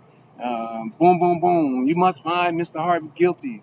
This man. She didn't even say this man guilty. And boom, boom, boom. And I'm like, I'm thinking you get another chance because but that's it. Like, you don't get another chance. She get twice. That's not fair. Well, my man don't get another chance. Oh, and another point about the trial. When they came back, apparently some jurors had been talking. Remember that point? Yeah. And the judge pulled each of the jurors that was talking. And they all said we were just talking about the DNA officer, and that's all. We wasn't talking that enough. He said, Judge Trucking, I did not have given you the case. You haven't heard the defense part of the story, so you kept be discussing the case till I give it to you. And you asked me that I could actually ask for a mistrial right at this point if we want to, because the jury had did that. And I thought about it, trying to weigh my options.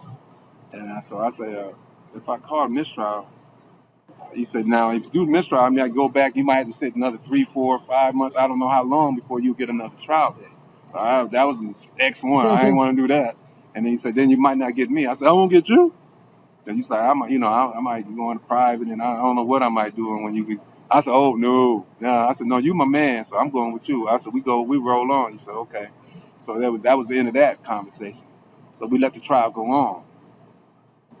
And I wanted to make sure I hit that because that was a scary moment. I was like, when I was thinking about losing you, I didn't want that because I see how much you had put into it. You had defended me as though that was me. You was me. And so I felt like this man put a lot into my life. He defended me with all he got. He didn't put his blood, sweat, and tears. It's like I had got a paid lawyer. It's like I had paid you $20,000, $50,000, whatever they paid lawyers. Like you a high priced lawyer. That I can just boom. I got my man Johnny Cochran here on the case. I'm good. I'm gonna let him go. And so when after all this, I wanted you to get another chance after she had tried to discredit your chart, but that didn't happen. So the judge reads them all the things that the jury must know before they make a deliberation, and tell them they must choose a foreman, and then we leave. And you told me, you're gonna tell. I remember you telling them I'm gonna be at that you wanted your number in case when the jury comes back. So they can contact you. You told me you're going to be at the coffee house. And, he told me, I think you wanted to see. No, did you talk to me?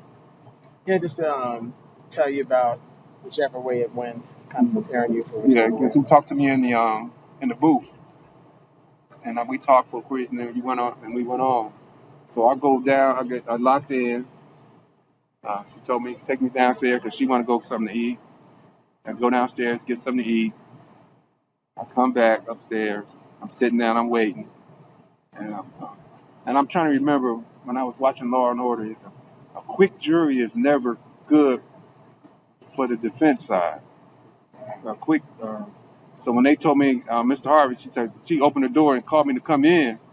I'm like, oh man, that's quick, So I come in, I sit down, and the judge said, as the jury's not in there, and she's asked her, she said the jury wants to see the DNA, the information from the DNA report. Yeah, the DNA report.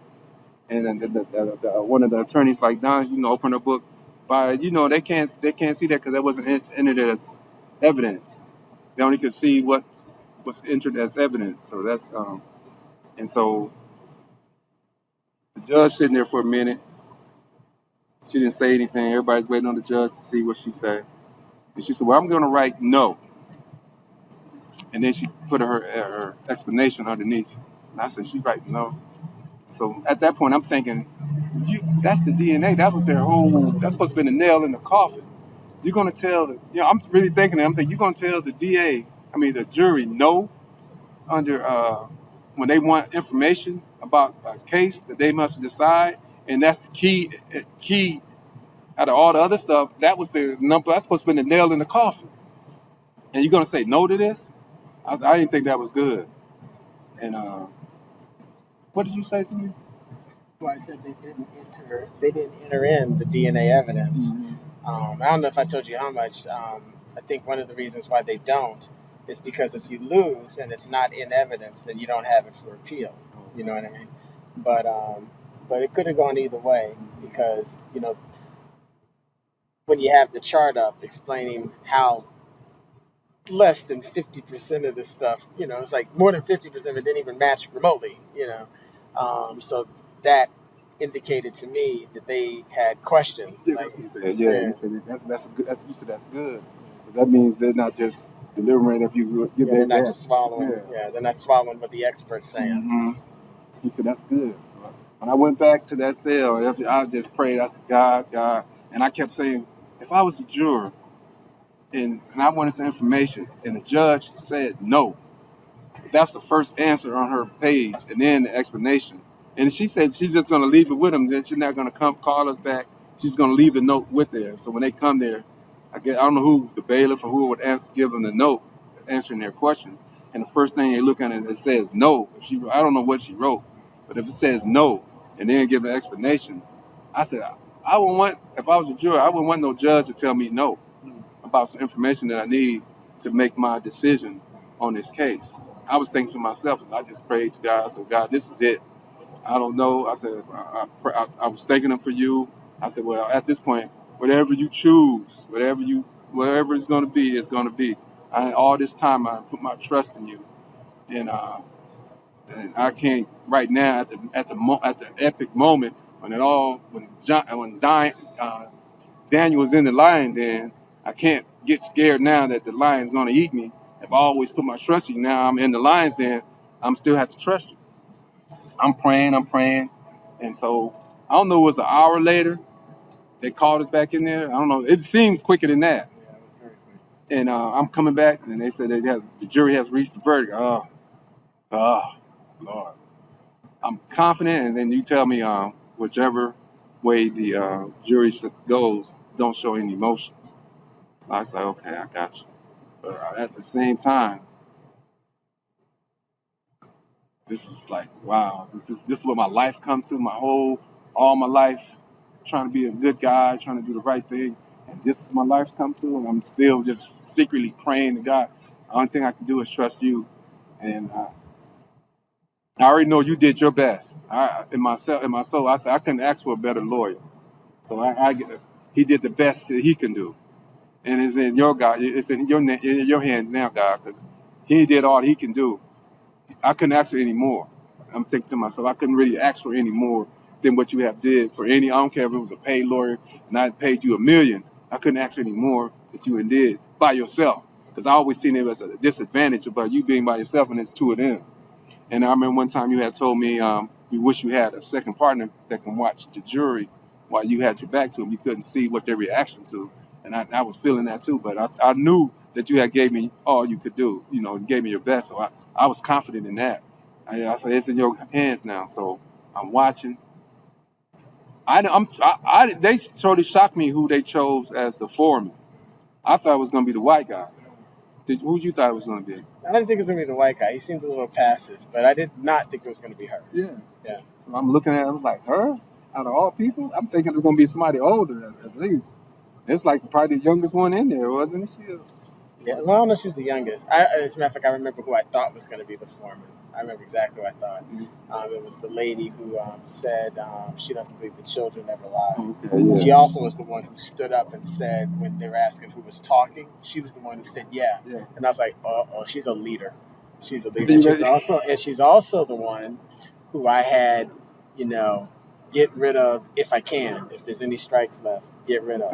I had an X out on my list too, but she was on the second jury, and she was deep down in the list. So I don't think you had, because I started counting your strikes too. It was either get rid of her. It was either keep her and let on the devil. It was the person right after. Oh, okay. So, but it was just her answer to that one question that made me slightly be like, I don't think so. If I can get rid of her, do it. I didn't dislike her because everything else about her was really, really good. She had a lot of experience with children, so she was familiar, and she would recognize what's made up and what's not, and things of that nature. But that one area made me a little bit. But she was strong and she was a leader, and that's what I thought was going to be the foreman. So I was surprised too.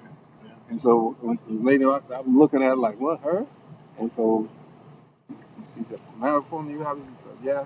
So the bailiff grabs it, and the judge looks at it, and I see the judge open up. She did like that, slightly did like that, and looked at it and folded back up and handed it to her. So I'm like, oh man, that's not good. I don't know if it's good. And the juror, when she walked past me, looked at me. I didn't know if that was good or bad.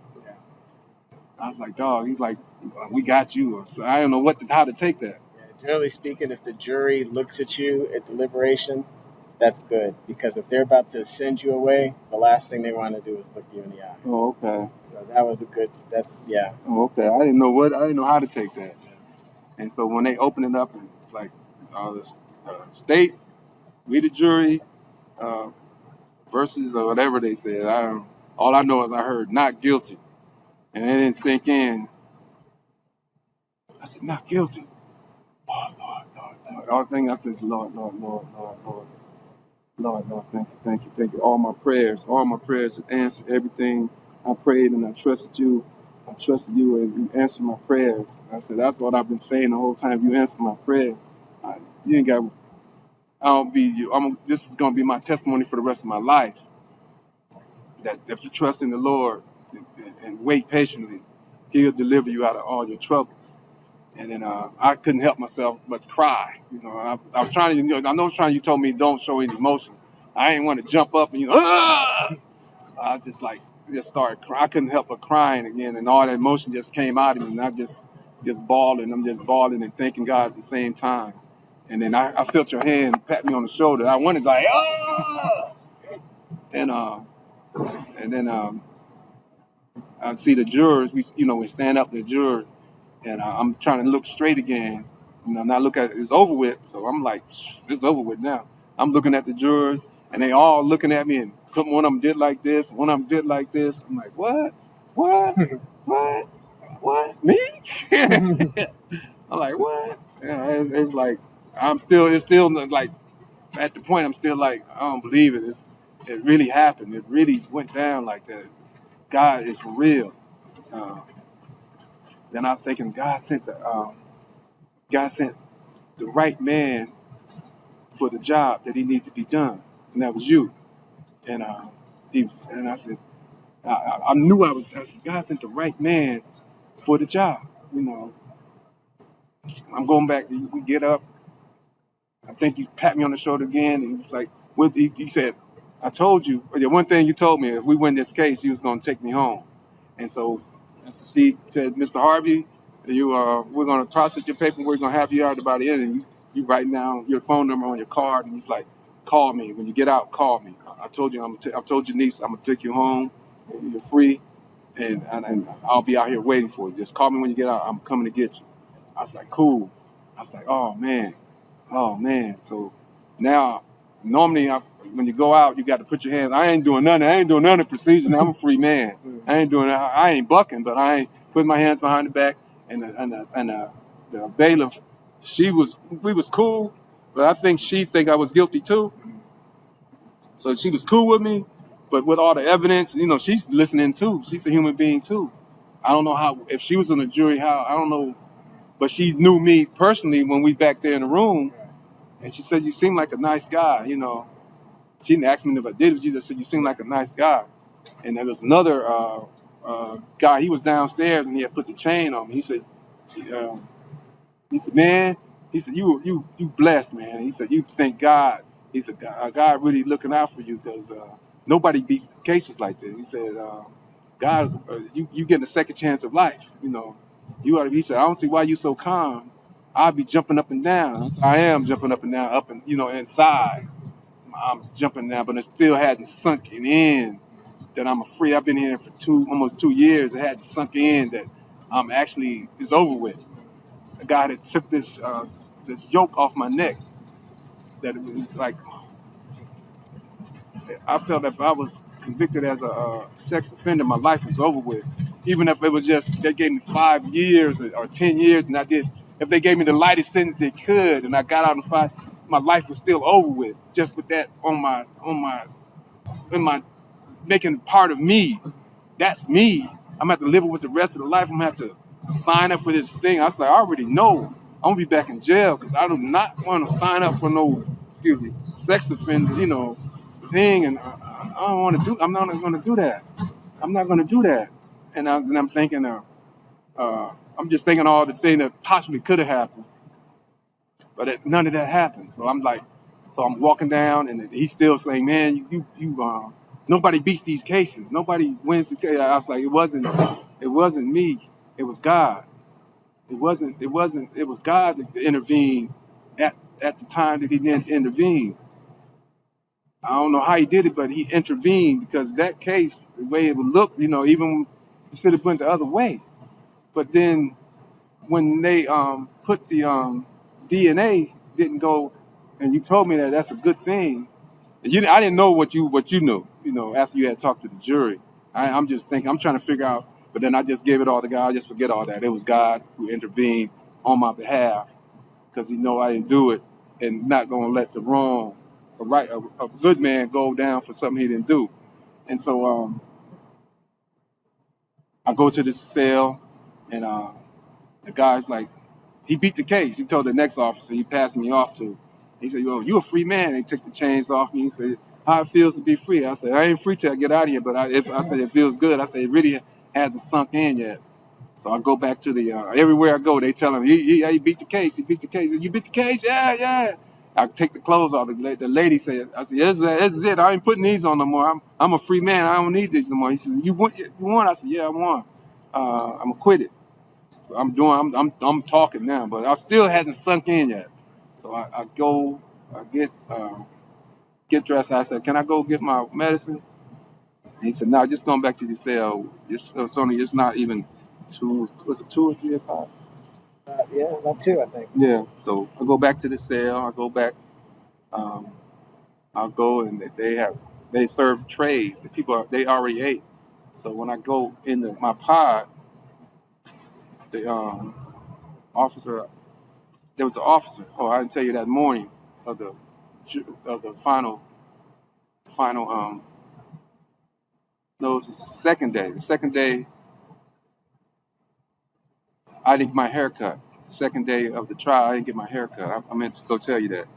And my roommate got on me, "Mr. Harvey, that's messed up. They didn't get your haircut." So I was like, I ain't going down there till they get me a haircut. This is gonna be late.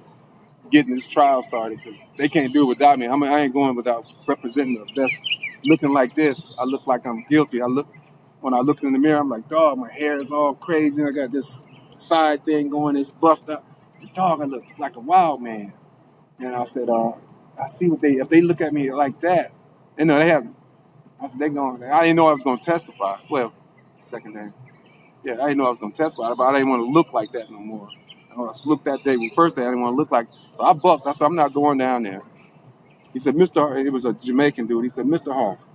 He pulled down his mask. He said, you going to let the devil defeat you? He said, do you believe in God? I said, yeah. He said, you don't matter what your haircut is. You go down there and you take your faith down there and you believe in God and you go, it don't matter what you look like. If you believe in God, trust in God. He told me, he took his mask, that I couldn't be a police officer and keep my beard. You see what I am, Mr. Harvey. I said, yeah. Once he said, do you believe in God? And when I got on up, I said, okay. The buck was over with. And so when I'm going back, I meant to tell you that because I was going to buck. I was going to be 10 o'clock. I wasn't going to go down there until I got a haircut and try to represent, how I really supposed to be looking in front of a jury. Because first impressions, I was thinking about first impressions, looked at you. And so after that, I'm going back to my cell. That same guy who had told me that in the morning, he's standing in the thing. He's got his back to me. He don't even see me coming in the slide, in the pod. And I knocked on the doop, doop, doop, doop, doop. I'm knocking boldly. Like, he turned around. I said, the person popped the door. I said, you remember what you told me? He's like, I said, remember you told me about do I believe in God and that to go down there, don't let the devil defeat you. It don't matter what you look like. If you believe in God and you know you didn't do this, to go down and trust in God. And I said, not guilty. I won. He said, what? He put down. He said, what did I tell you, Darty? What did I tell you, Mr. Harvey? Da-da-da-da-da. He started preaching. And I was like, yeah. And I was like, we couldn't hug because that's the officer. Yeah. And because I wanted to shake his hand and give him a hug and all that because we had bonded. Mm-hmm. He said, what did I tell you? You trust in God? And he took down his mask again and he started preaching. And I'm laughing and I'm crying. And he's saying all the right things. And I said, yeah. He said, so how did it feel? I said, it feels good. It feels good. So it really happened something, but it feels good, especially what he's telling me. And so he said, congratulations. He said, as soon as they get the paperwork, I'll make sure you get out of here. And there's another officer. He treated me good too, but I didn't say nothing to him. But so he leaves, and we don't shake hands. But he said we can't do that. And so he said, you want your food? I said, yeah. He said, go ahead and get 3-4 trays, whatever you want. So I'm looking. I don't want none of them vegetarian because there's nothing but beans, applesauce, and a piece of bread. I don't want none of them. I see some trays, regular trays, so I grabbed like 3 trays. I could have grabbed 4, 5 and gave them away. I didn't think about it. I would have did that if I had thought about it again, just to grab all of them and take them in there and give them to somebody else. So I got all the trays, the regular trays. I grabbed 3 of them. I take them in, and everybody, Mr. Harvey. I said, I ain't say nothing to them because I don't know y'all. I go straight to him. I said, no, I'm good. I go right to my roommate. He's sitting there reading the book. Oh, you back already? It's 3 o'clock. He's expecting me to be 6 o'clock, 7 o'clock like I was the other night. He said, back already? I said, yeah, the jury made a verdict. He said, what? I said, yeah. And so I tell him, yeah, they tell him da-da-da. I'm trying to look sad, I'm trying to keep my composure and look sad. And I said, yeah, and gave it to the judge. And then he read it out, man, and they found me not guilty. And he said, what? He put the book down and said, they found you not guilty? That's what I'm talking about, Mr. Harvey. That's what I'm talking about. That's what I'm talking about. He stood up in the bed, and I said, yeah, man, they found me not guilty, man. I said, I trust in God, and they found me not guilty. And we had talked about you the night before because he asked me about my lawyer. He said, you got a Tom Brady or you got a Peyton Manning? Because he a Peyton Manning fan because he talking about Peyton. Tom Brady beat Peyton out of 25 games in the regular season. Peyton might have won 2, out of those regular seasons. Tom Brady is the winner. And he said, is he a Tom Brady or a Peyton Manning? I said, I told him he was a Peyton Manning before the trial ended. So when I gave him, I said, you can have these trades, man. I gave all 3 of them to him. I said, I'm not even hungry. And he said, you don't want none of it? I said, I'm not even hungry, man.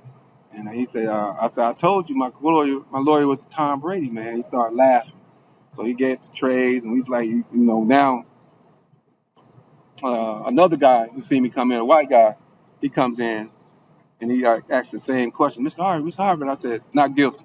And he takes off running out the room and go tell another guy that I used to talk to, an older guy named Dave. He had, Dave was an older guy. Him was cool too. So he tells Dave come over there. Mr. grabbed my hand, shaking me, and we hugged. Like, man, he said, and then I go upstairs and tell the other 2 older guys, 3 other guys up there, they were about my age, Spider and some more guys. And they started, Mr. Harvey, and then they all of a sudden they's like, yeah, Mr. Harvey, now you can sue him. Yeah, you rich now, Mr. Harvey. Defamation of character. I'm like, nah, I ain't even thinking about that. I'm just glad that I'm free. And so I tell them to start breaking down. I don't even think about the food. Everybody's upstairs now. We're in their room, all about 6 of us that know me, And I'm telling them everything that happened. I'm breaking the whole thing down and how the judge did like this when she looked at the juror with the thing and handed it back to the bailiff, and they read not guilty. And I told them I couldn't help myself. I started crying. My lawyer had told me don't show no emotions. So don't jump up and shout or scream if it goes wrong. And I said, I felt my lawyers pat me on the shoulder, and I kept kind of look forward, and I was like, it's over with. It's like, yeah, Mr. Harvey, they just start congratulating me. You are a hero, Mr. Harvey. You are a hero. You know what I'm saying? They said, you are a hero. I'm like, I ain't no hero. I said, my lawyer, because I said, this is my lawyer, man. I said, that man went back for me like he was a paid lawyer. I said he was a public defender, but he acted like he was a paid lawyer. Without, what I had seen on TV, how a paid lawyer, he put in the time and the effort to produce my case the way I would want it to produce if I was paying somebody. So he really put a heart into it. It wasn't just half-heartedly done. He actually put his heart into it to make my case. And I said, that's who I started praying. Then I said, well, God, I had to check myself. I said, he sent them down. So I wanted to tell you that too, that I feel like God's got something special for you.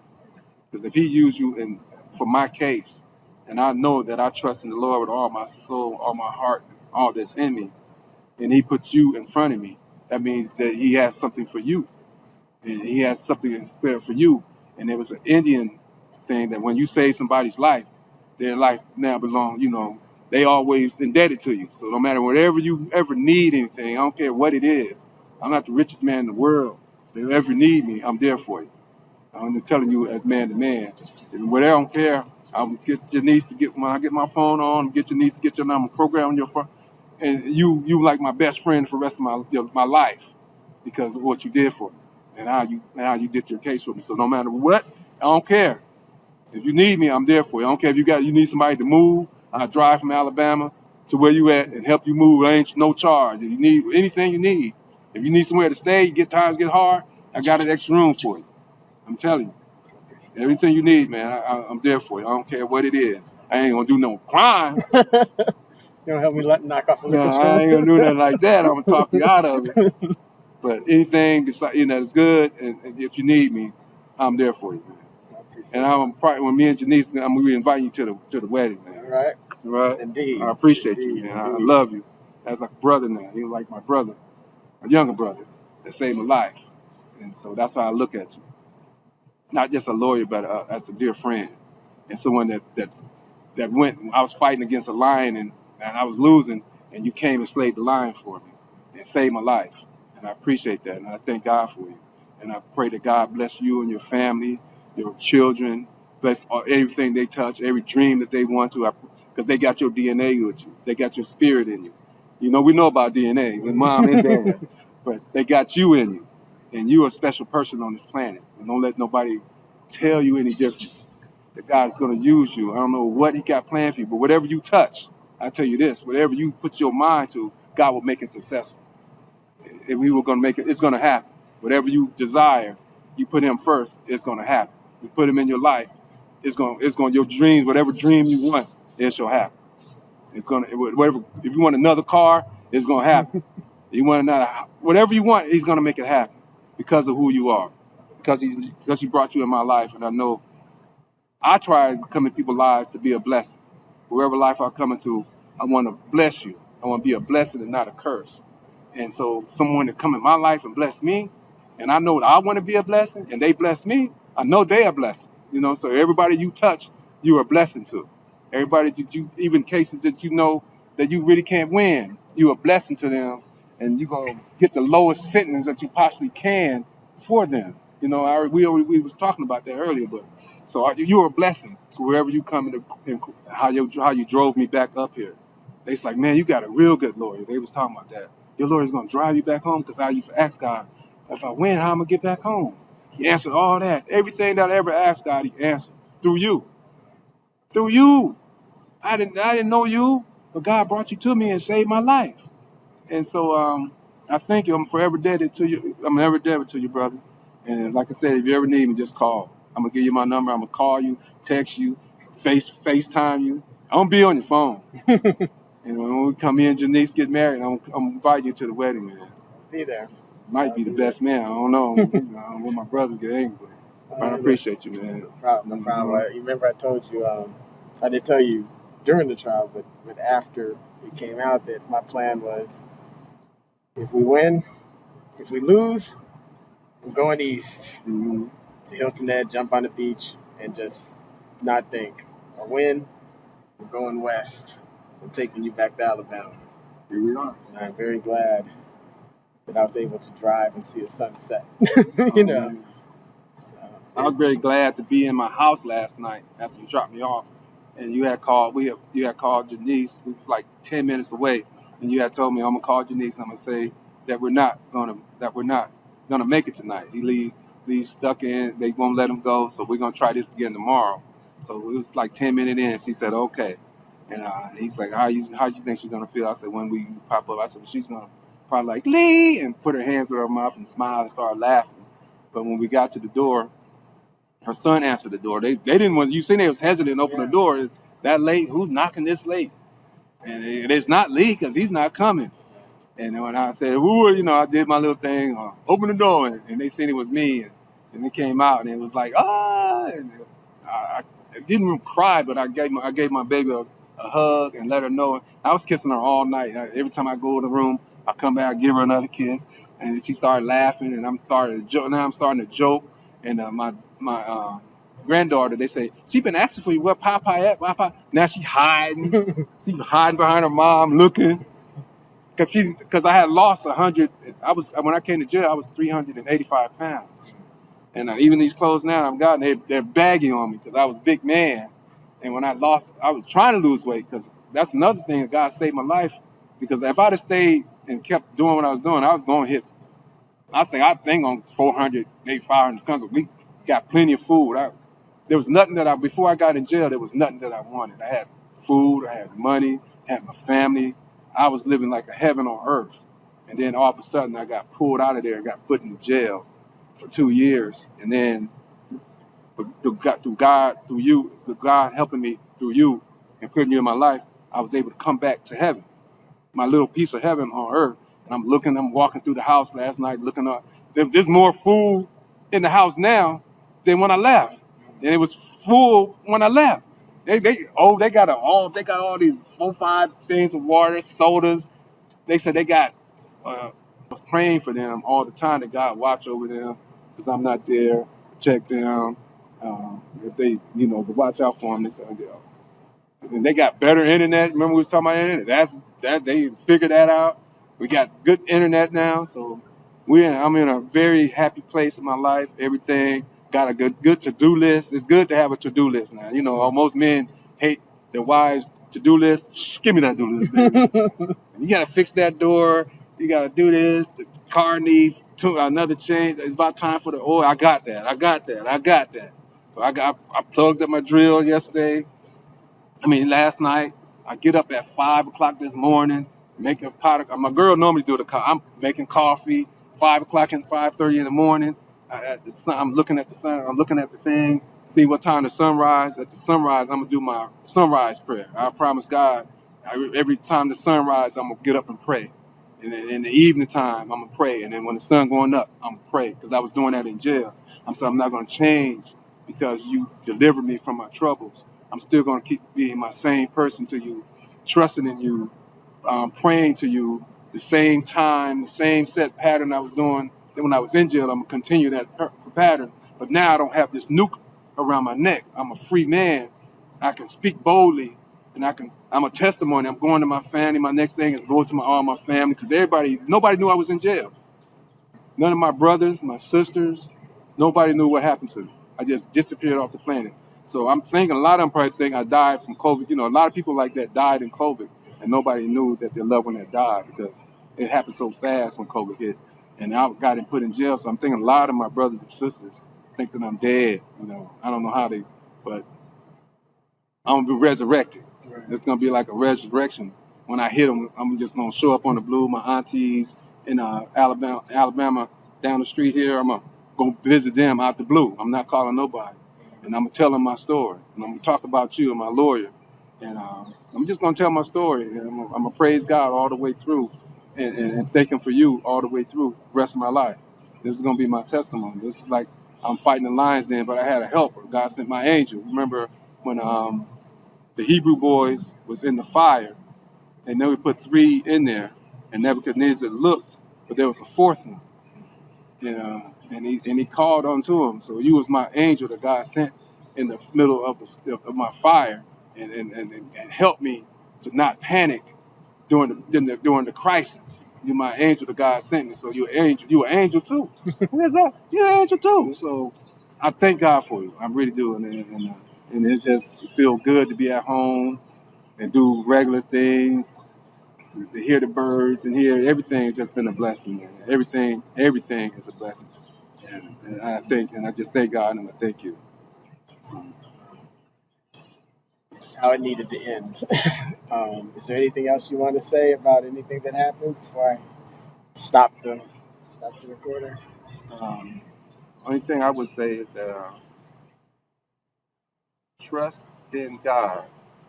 No matter what problems you have, trust that He can deliver you out of it. Just truly, with all your heart, with all your soul, believe that God will deliver you out of whatever situation that you may find yourself. If you need something, ask Him for it. I challenge you. If you need something, ask God for it and trust and just wait. And I guarantee you, everything that you want will happen. And then you only can give all the glory and praise to Him. He is real. It is real. And that's my testimony for the rest of my life. It's going through what I just went through. And I can't change that. That would be my ending point. Trust in God, and He'll deliver you out of all your troubles. This was worth the trip. And can't tell you how thrilled I am to wipe you off of my client list. And check off that last to-do. And Harvey Leander is no longer a client of Justin Jones. He's a free man. And I know that we talked about it on the way here. Your life is going to be radically different. Radically different. So glad we're able to sit here. Indeed. Mm-hmm. Most definitely, man. I appreciate you, man. No problem. You tell my brothers about you. All right. We're pulling up. You pull over on the side, yeah. You pull up in front of that vehicle if you want to. Let's pull right side right here. Okay. Have to walk in, dude.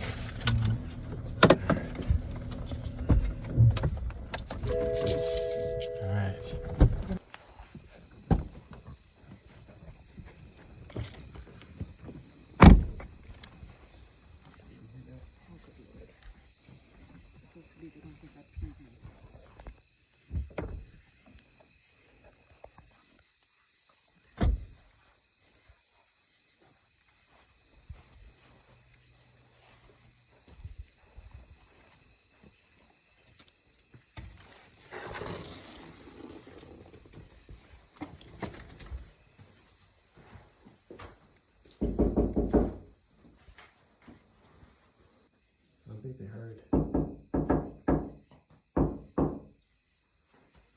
Hello? Anyone there?